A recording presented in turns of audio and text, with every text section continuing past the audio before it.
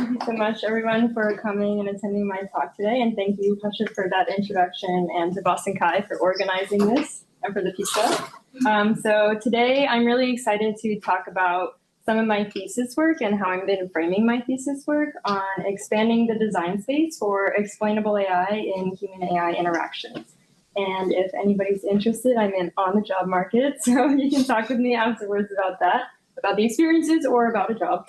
Either or. But so to get started, I want to give an example situation of what we're talking about when we're looking at explainable AI so that we're all on the same page here. And so here is an example of where a physician is collaborating with an AI system to identify abnormalities in chest x-rays. And so naturally, we always think that the physicians are going to wonder why the AI is predicting these findings.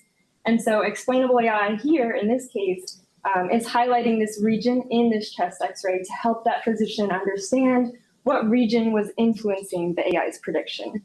And so essentially, explainable AI, based on the definition that I'm going to be presenting to you guys, is a set of processes and methods that allow human users to comprehend and trust the results and outputs created by machine learning algorithms. And this definition has been widely adopted. It's a definition from IBM, but it's been widely adopted throughout literature, technical literature, and design literature, human-centered AI literature.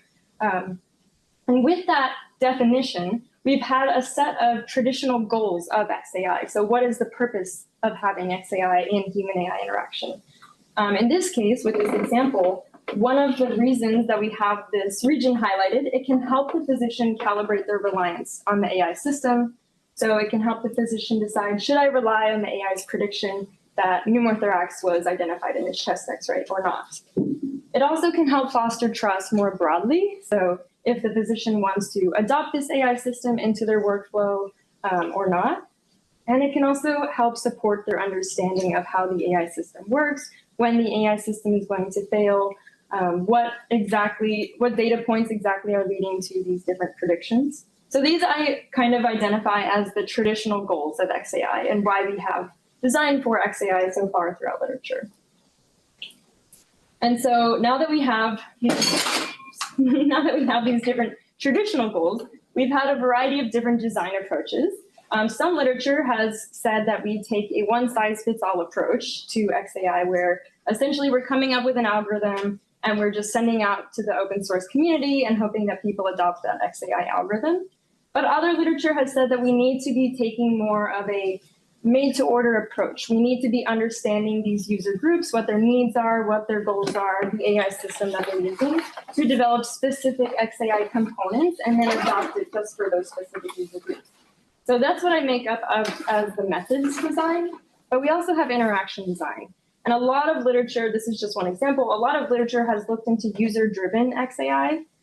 For example, you can change the values of features so that you can see how the AI system is making different predictions as like a counterfactual. So that's allowing you to drive that explanation.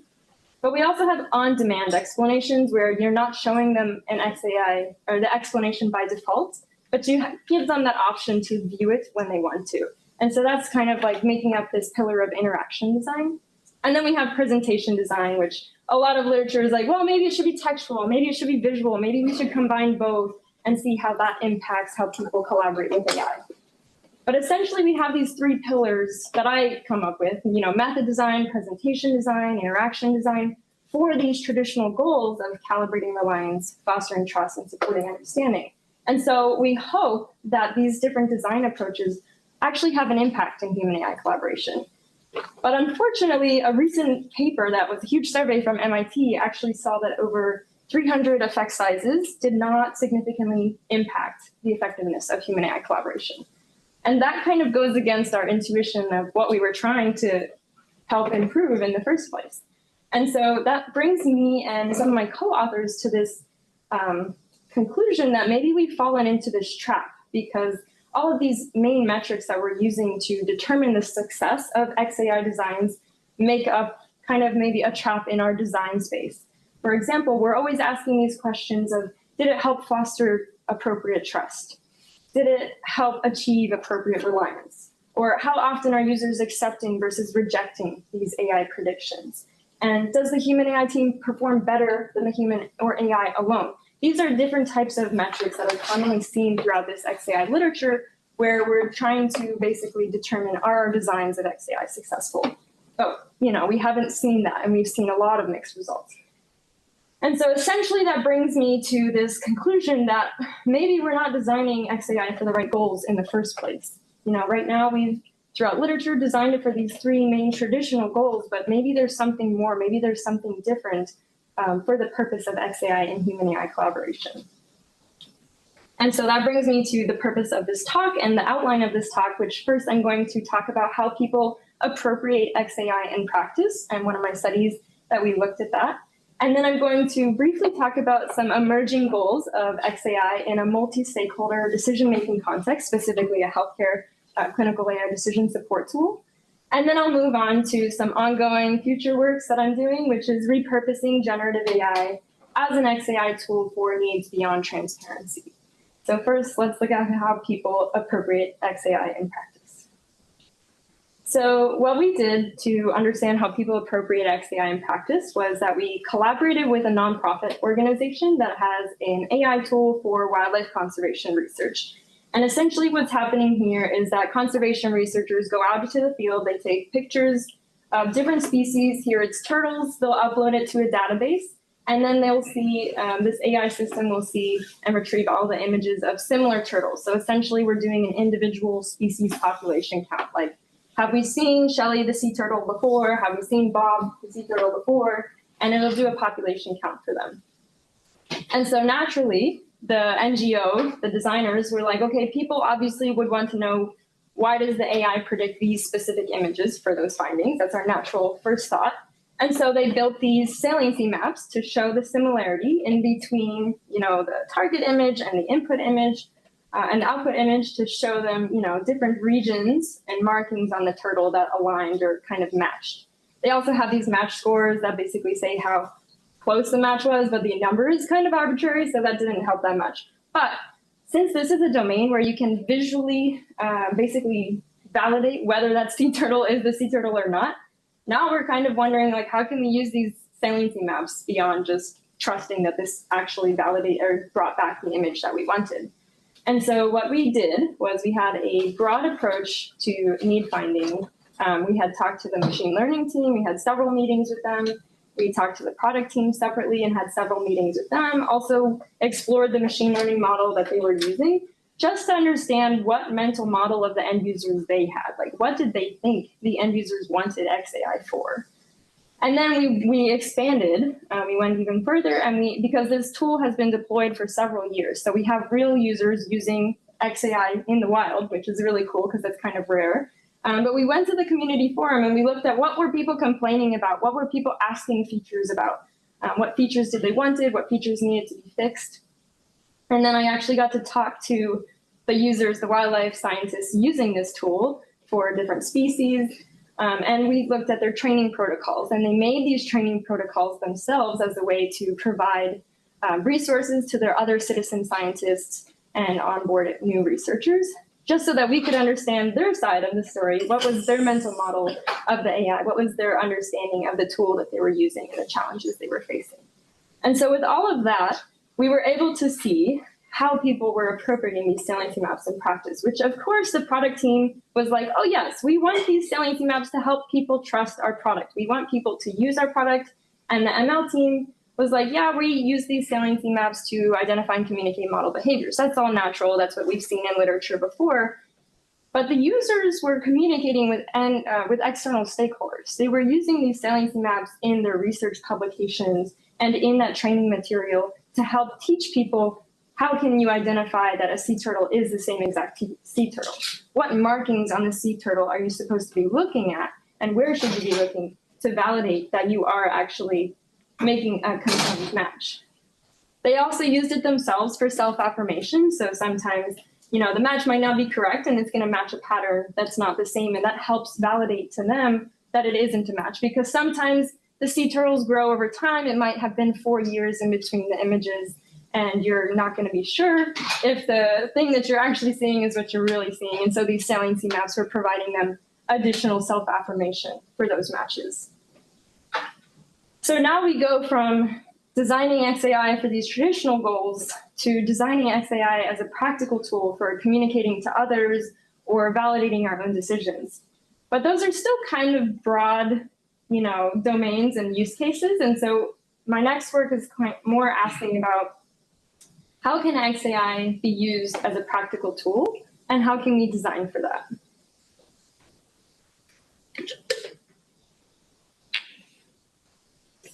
And so that brings us to this second domain of work where we're trying to really dive deep into these emerging goals of XAI in this multi-stakeholder decision-making context. So to set the stage, it's no longer wildlife conservation. We're switching to healthcare because that's high stakes. Well, wildlife is too, but we switched the stakes to healthcare, and we had specifically wanted to look at predicting risk of mortality in 1 year for patients that had pulmonary arterial hypertension. And this is a chronic disease that there's no cure for, and so physicians, it's really important for physicians to basically figure out what is your risk level of dying in 1 year so that we can give you the appropriate drugs to maintain your symptoms.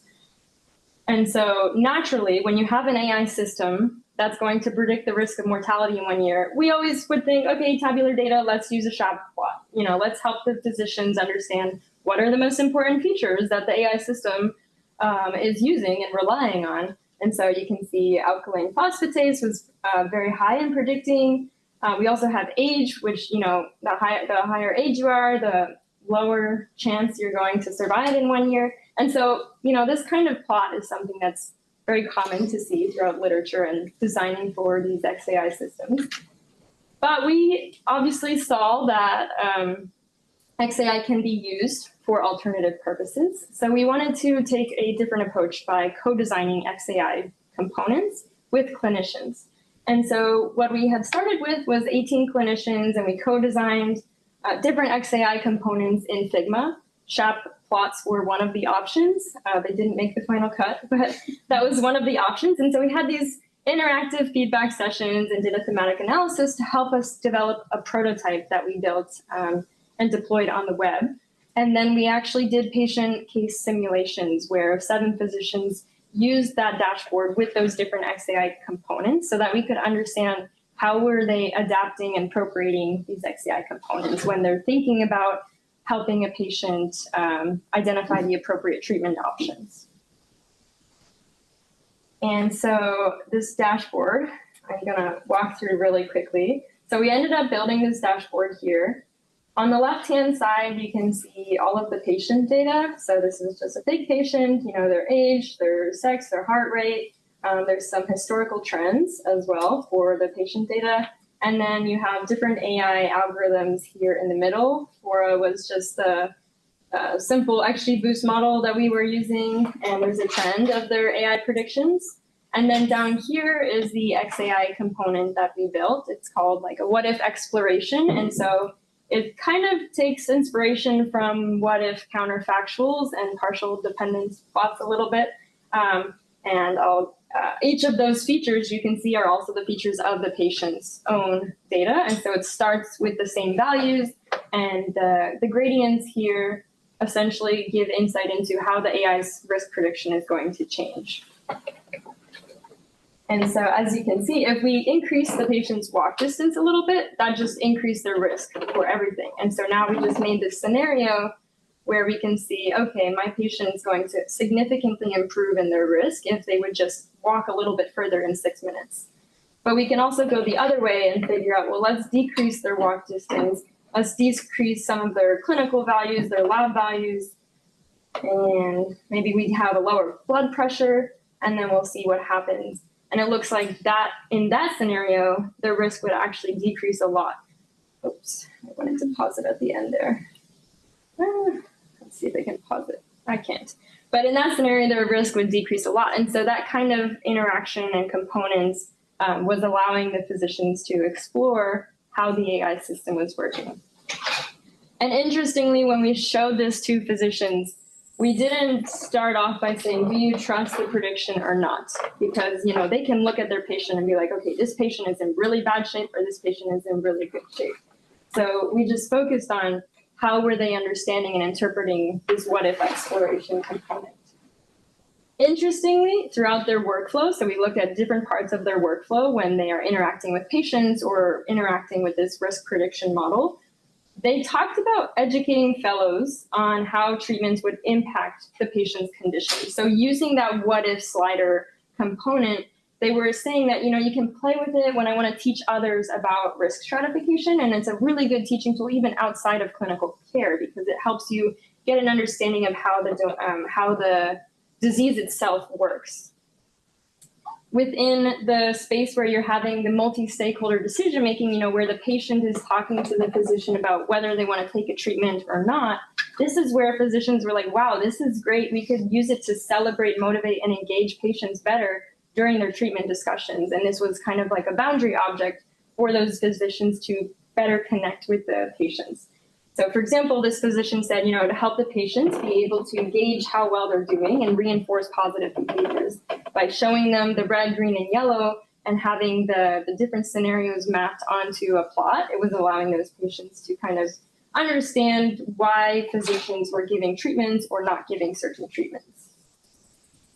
Also, it allowed the physicians to create scenarios to determine what factors they wanted to target to improve the patient's condition. So, you know, again, there's many different drugs that you can prescribe to help manage the patient's symptoms.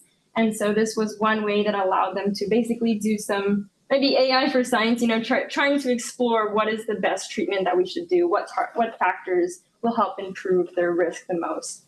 So one physician was playing with this, and I was like, what are you doing here? What are you playing around with in the components? Like, why are you changing these features? And he was like, well, first I want to figure out when the risk becomes medium, because that's going to give me insight on what I need to target.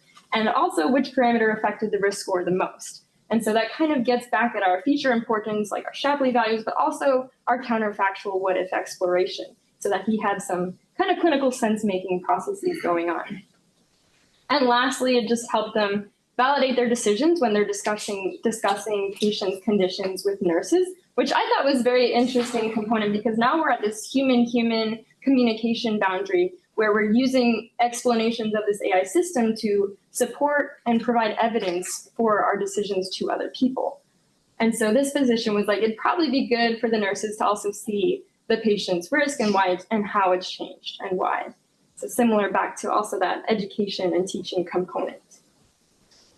So now we get a little more specific about how we're designing XAI as a practical tool. You know, not only are we using it to communicate to others, but we're using it to communicate to many different stakeholders in many different ways, but also exploring our own hypotheses and learning about a domain. And so that brings me to this third point where we're repurposing generative AI as an XAI tool for needs beyond transparency. And this is ongoing work, so I'd be happy to get any of your feedback about the directions of how that's going or how I'm framing it even.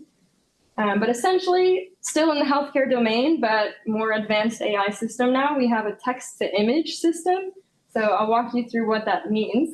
Essentially, if you have a prompt for a specific abnormality in a chest CT scan, you know, right huge basal pleural base consolidation associated with moderate right pleural effusion, that's like some basic jargon to say you have pneumonia, like very bad pneumonia in your chest CT scan. I don't know if anyone's had a chest CT scan before, but that's some jargon for that.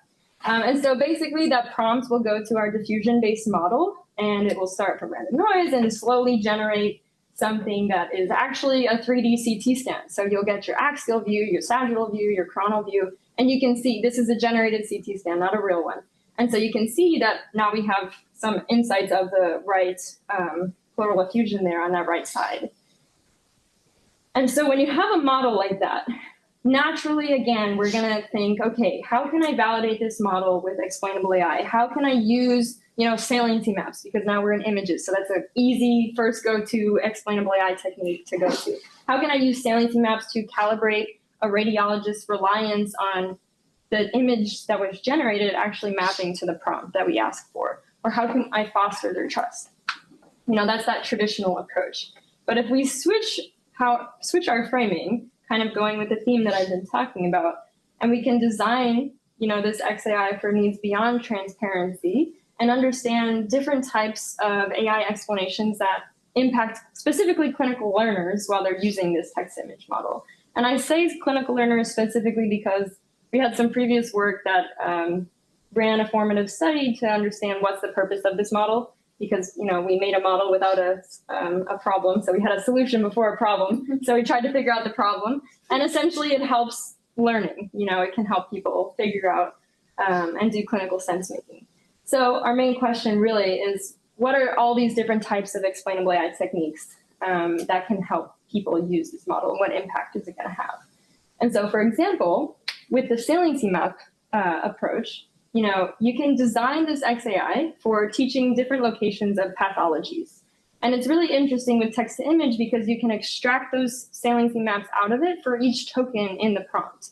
And so now if we have this entire prompt, much simpler, minimal pleural effusion in the left and right lungs, and I specifically want to look at right, the token right, now I can see that it's highlighting the pleural effusion in the right lung. So it's directing me directly towards where that pathology is located. And so now that can help educate and train radiologists. Even one radiology professor that we had talked about with this too has said, I think this actually would be really helpful in education as an educational component, because now you've said, look through this and tell me where you think the necrotizing portion of pneumonia is by, specifically selecting one of those keywords in the prompt. But you can also design XAI to support clinical sense making, not just trying to identify and localize these abnormalities. So, if we had this CT scan on the left here, where we have pleural effusion in the left and right lungs, it's very minimal, but it's there. And we give them this component that's kind of like an interactive what-if exploration, where we say, okay, I want to see, an abnormal severe example. I don't want to see a mild example. Now that lets you have, a counterfactual side by side, and you can see and compare the differences between, okay, that's a severe case of this disease, while this is a really mild case of this disease. And one of the radiology residents that we talked to about this was like the very nature of being able to generate these different variations on the fly is hugely beneficial as a trainee, because they have to spend hours and hours memorizing different images of what pathologies look like, and it's very difficult for them when you have patient privacy policies in the way. And so a lot of the times they can't access as many variations as possible until they're in the hospital seeing it, and it's like high stakes and someone could die. And so this gives them that capability. And then lastly, if we look at example-based explanations, I know this image is really small and blurry, but if you give them example-based explanations, which is another type of XAI technique, where we say, okay, I want to see the three most similar examples to the prompt that I had generated. Now you can see a wider library of images, and you can see, okay, this is all bilateral pleural effusion. This is how it could manifest in different cases. And so that's another instance, of clinical sense making, but also trust building to see that it can generate the same thing many times. And so the key takeaways really from all of this work of designing XAI in broader design spaces is really that it's critical to understand how users are adopting XAI in the wild. And this is something that I think a lot of literature, tries to look at when they talk about human-centered XAI. They want to understand the end user's needs and goals, but there's still a little sprinkle of trust and understanding when they're looking at that. And so basically a takeaway is don't limit yourself to trust, reliance, and understanding for XAI. They are still very important when you're collaborating with AI systems, but XAI might not be the best solution for achieving trust, reliance, and understanding. So, apply these advanced need-finding approaches to uncover how people are appropriating them in practice. Also, designing XAI without those predetermined metrics of success in mind can really help uncover what those needs are and expand the purposes and the potential of XAI and human AI collaboration. And lastly, generative AI can be leveraged to generate AI explanations. I think I had a conversation earlier that, generative AI is generating explanations, they're persuasive and they're everywhere. They might not be coherent or relevant, and that's really important to keep in mind when you are designing XAI for these external or these broader emerging purposes. But, Gen AI is an emerging innovative tool that can help support these purposes in learning and communication and sense-making tasks. And this work wouldn't be possible without all of my clinical collaborators and my machine learning collaborators and everyone else, all the undergrads, my advisors, and everyone. So I finished a couple minutes early, but thank you all for coming, and let me know if you have questions.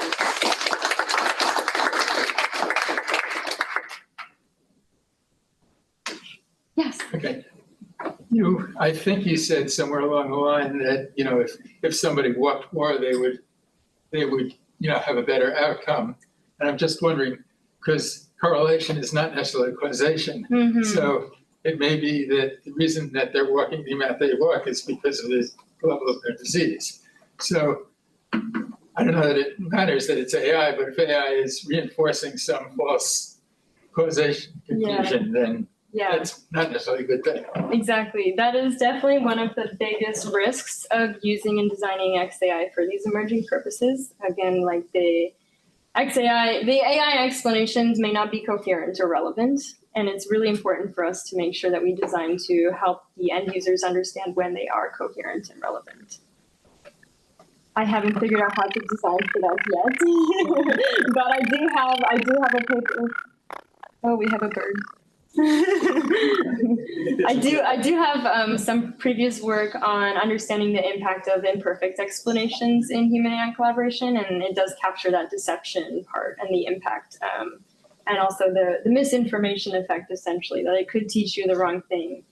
So in that learning instance, if the AI system is imperfect, the explanations might be imperfect, you're going to learn the wrong thing, right?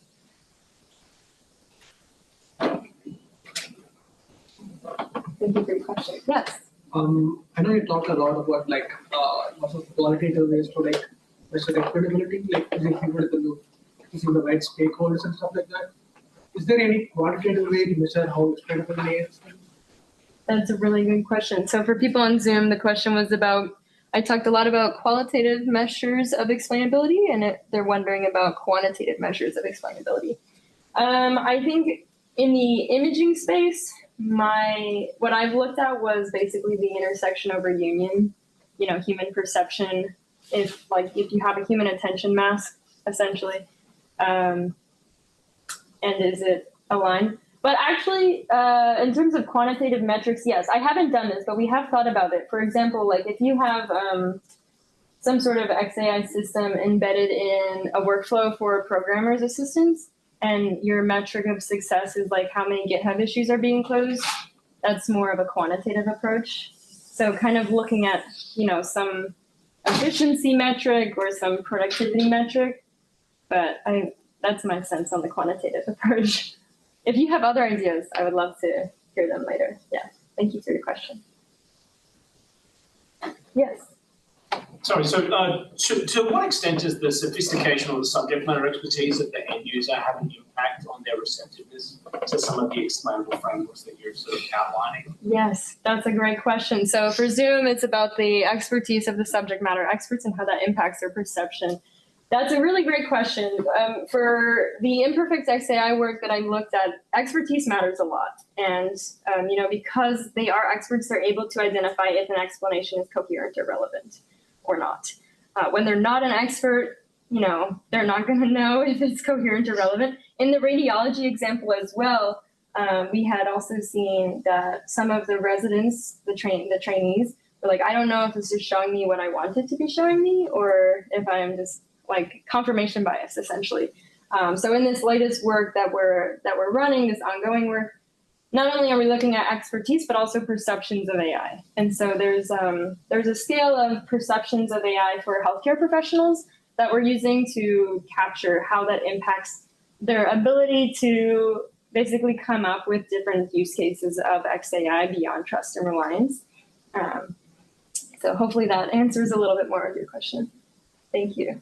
Yes. I had a question that builds off of the first one a little bit, sort of looking at the images that are being generated, because these are, there's a process in which the image that you get from a text image generator isn't like factual to a certain degree, since it's something that's brought forward. There's possibilities for hallucination. The output of Gen AI is like something that you want to cross-check later on. So I'm wondering for possible mitigations. So like the thoughts about deploying that one, and then also possible mitigations such as, I don't know if this would be possible for images, but metacognitive sensitivity. I'm like looking at like how like the confidence the models say of how they're confident about that results to a certain degree. Okay, so for the first part, yes, I think this is a really challenging space because not only now can you use generative AI to explain things, but you want to explain the generative AI itself, right? So you want to be able to trust the generative AI, but then you want to use the generative AI to also explain things. And I think that's, I don't have time in my thesis work to do this, but I came up with a study designed to do it in case you want to do it with me, of how to basically, it's like this explanation loop, right? You're going back and forth between explaining and using AI to explain.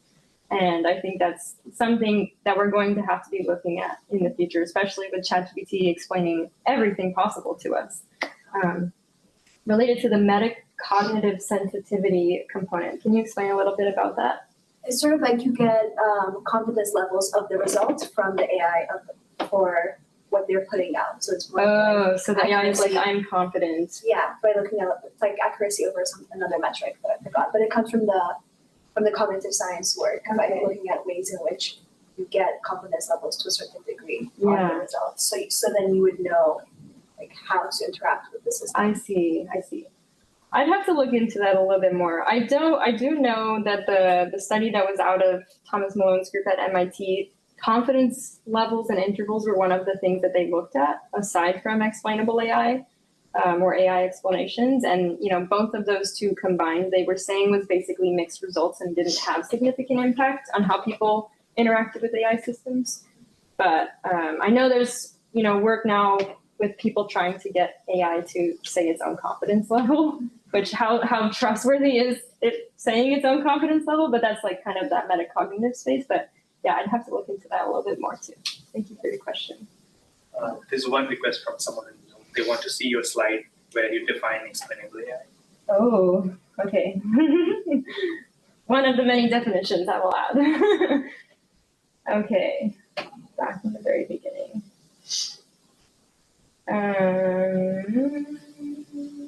Here we go. Do you have a specific question about this slide? Or did you just want the link? I guess I can look in the chat. Oh, can I stop sharing at some point so I can see the room? They can see. Oh. You can share again. They can see. Sorry. Okay. Here we go. Was there a follow-up question to that? I don't think so. You just wanted to see that. Okay. Sure. Yeah. One question I had about explainable AI was the accountability factor. Like, I think many decisions are made with Gen AI specifically, and we're trying to introduce XAI in that space to maybe create some level of accountability. Mm-hmm. Do you think this addresses that in any way? I think this is going the other direction. I think accountability kind of fits in with my traditional goals here of like, we're designing XAI to basically create accountability. So I think it's one way to do it, but there are actually less human AI user studies on accountability as that metric. I haven't seen many people ask that question. I see a lot of people ask these types of questions about like trust, reliance, acceptance. But maybe that A could be accountability once I find those studies. Yeah. Good question. Yeah. Given that you're looking to move away from these kind of traditional explainable AI goals, particularly like trust and performance, did you see differences in the way clinicians were reacting to wanting to use them, or embarrassment in terms of using them in front of other clinicians, things like that? Yeah. Particularly because you did interviews, right? Yes. Second setting up group workshops. Exactly, they were individual interviews. Great question. Yeah, so we did ask them about trust. It was like one question about trust in these interviews, and a lot of the people were like, "Oh, we know who made this model, so it's okay. We know like so and so, Dr. So and so. Like, you know, I think it's got good data behind it. It's been in clinical journals. So in terms of that component, trust wasn't that bad. In terms of embarrassing to use it, we didn't have it deployed yet. TBD. It's being developed to be deployed in a hospital, like that system I showed. So that would be a really good follow-up question to see how people perceive other workers perceiving them when they are using this. We did run a follow-up study with patients because, you know, the biggest reviewer complaint was you just talk to clinicians about wanting to use it with patients. So we did follow up with patients, and the patients were also like, this would help educate me on the disease. This would help motivate me in taking my drugs. So that was really great to hear both sides of the story. Yeah, thanks for your question. I think with that, thank you again, and thank you everyone for joining us today. Thank you.